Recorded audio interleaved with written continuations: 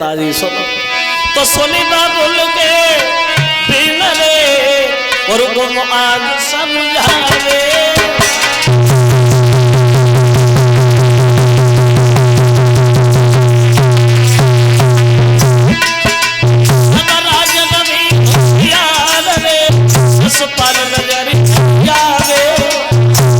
सुनो चंदेरी का रहने वाला बहुत पैसे वाला है, रूप जिसका निराला है, दिल का बड़ा भोला भाला है और रिश्ता में साला है। तो क्या हुआ, हम अपनी बहन रुक्मिणी का विवाह अपने साले ससुराल से करेंगे। कहो कैसी रही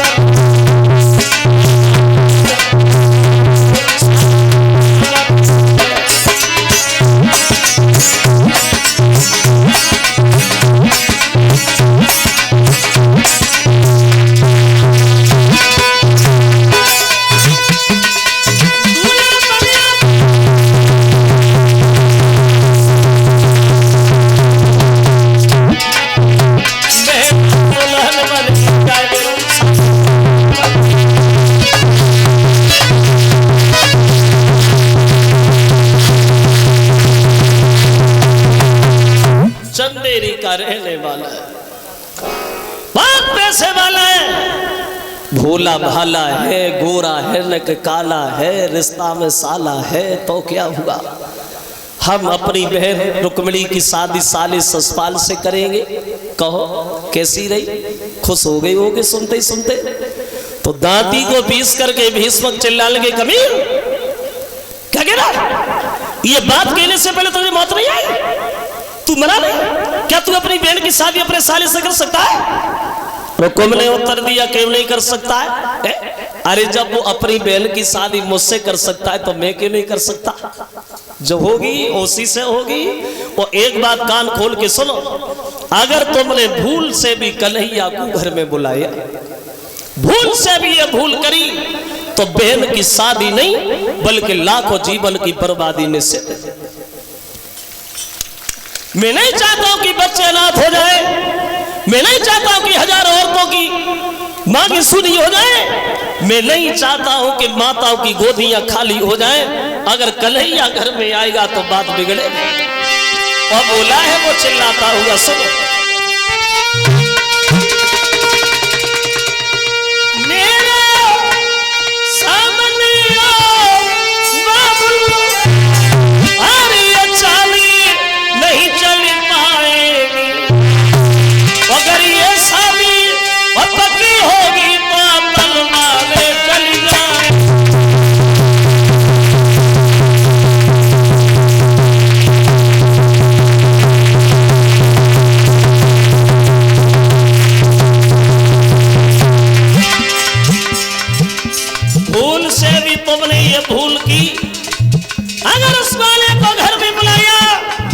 तो शादी नहीं बल्कि जीवन की बर्बादी होगी। और बोला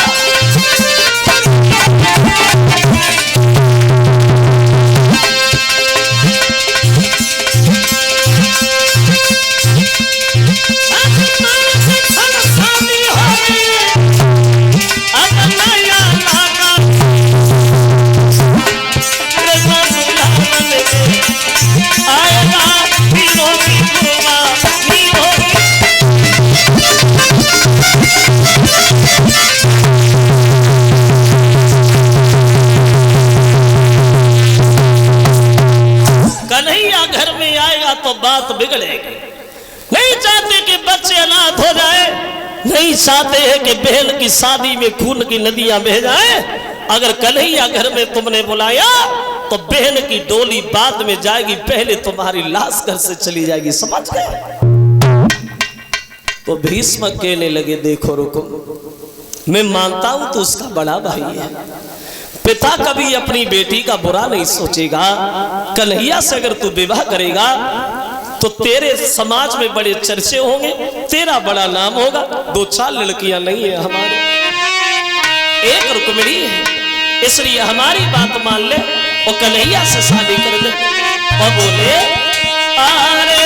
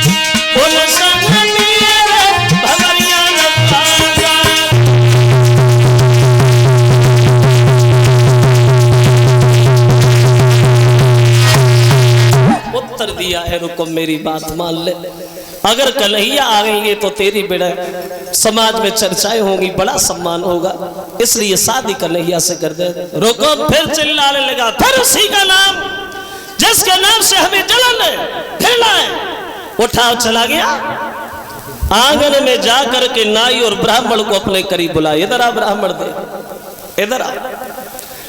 तुम्हें तो पता है कि हमारे साले साहब कितने बड़े पैसे वाले हैं। हाँ एक काम करो, चंदेरी में जाओ, वो हमारे साले ससुराल को हमारी बहन का टीका चढ़ा के आओ।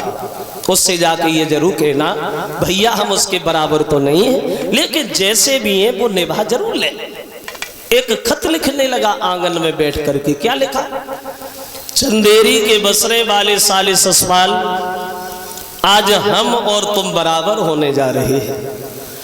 तुमने अपनी बहन की शादी मुझसे किस लिए, हमने भी सोचा कि हम भी अपनी बहन की शादी तुमसे ही कर रहे हैं, लेकिन एक बात जरूर ध्यान रखना, बड़ा होशियारी से आना, फौज लेके आना, क्योंकि हमारे पिताजी कन्हैया का नाम ज्यादा ले रहे। अगर कन्हैया घर में आ गया हो सकता है लड़ाई हो जाए, विवाद हो जाए, इसलिए पूरी तैयारी से आना। और भी कुछ लिखा उसने खत में, क्या लिखा?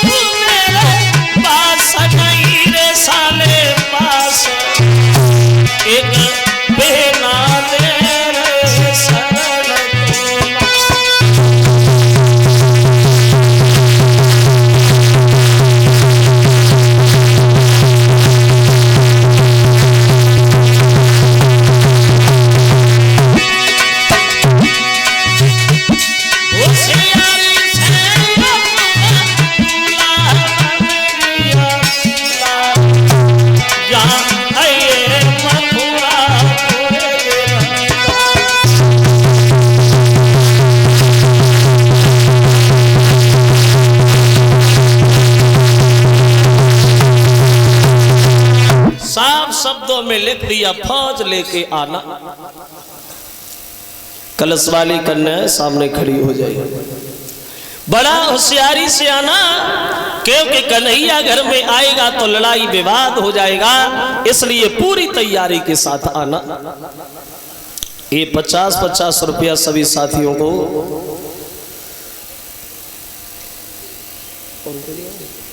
और 101 रुपया हमारे करीब आया है। सर्वजीत मदनापुर हरपालपुर के रहने वाले हैं, चलो देखेंगे सुना देंगे बाद में।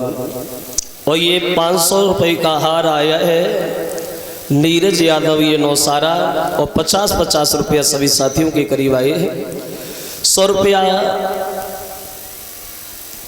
हमारे करीब आधार की तरफ से, जो इसी गांव उलियापुर के रहने वाले हैं, उनकी तरफ से। अब नाई और ब्राह्मण खत लेकर के चले कुंदनपुर से चंदेरी में, जहां ससपाल का दरबार लगाया, पहुंच गए। ससपाल ने देखा ब्राह्मण देवा कहां से आए, जवाब दिया हम कुंदनपुर से आए। अरे पंडित जी इधर आइए, अगर कुंदनपुर से आए हो तो वहां हमारी रिश्तेदारी भी है, बहन बहनोई है। हाँ तुम्हारी बहनोई ने भेजा है। क्यों? बोले हम तुम्हें बता रहे ससपाल, तुम्हारे बहनोई ने अपनी बहन की शादी के लिए तुम्हें चुना है, अर्थात रुक्मिणी से विवाह करने के लिए। तुम्हारा क्या विचार है ससपाल? और जो ससपाल ने ये सुना, खुशी के मारे उछल पड़ा, पंडित जी मेरा विचार? अरे मेरा विचार तो ये है ब्राह्मण देव, भगवान करे हमारी जैसे बहनों सबका को मिले, हम तैयार, एकदम तैयार। आप जाओ और हमारे खत लिया, पढ़ा तो कन्हैया का नाम पढ़ते ही पढ़ते उसका दिल जो था थोड़ा दबने लगा। सोचने लगा पंडित जी हमारे बहनों ने इसमें ये क्या लिख दिया कि कन्हैया आएगा, और कन्हैया आएगा तो फिर शादी कैसे होगी?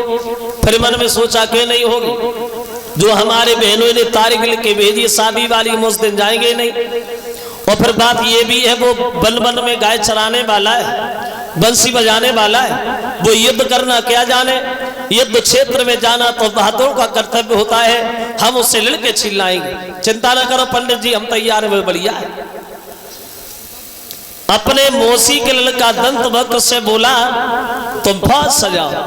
अब दंत वक्र इधर फौज सजाने लगा है, तो कैसी फौज सजी है ससपाल की वहां।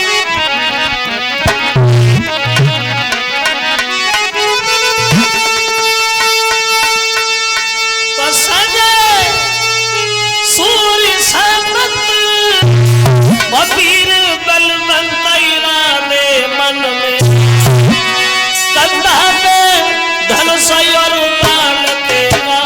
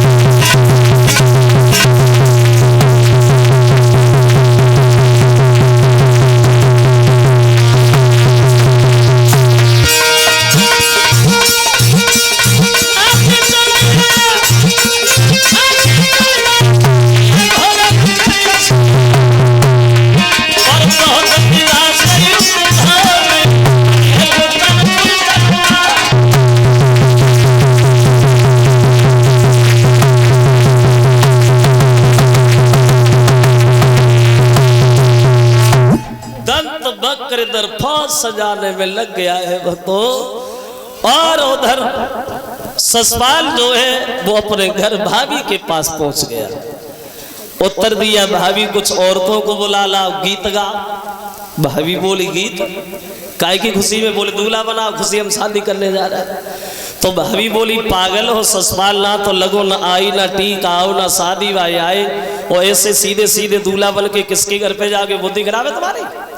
बोले, पागल हम नहीं भाभी, पागल तुम हो। मतलब तुम तो जानती हमारे बहनों की कितनी बड़ी आदत के हैं। हाँ, उन्होंने अपनी बहन की शादी के लिए मुझे चुना है, अर्थात मैं अपनी बहन की नंद से शादी करने जा रहा हूं।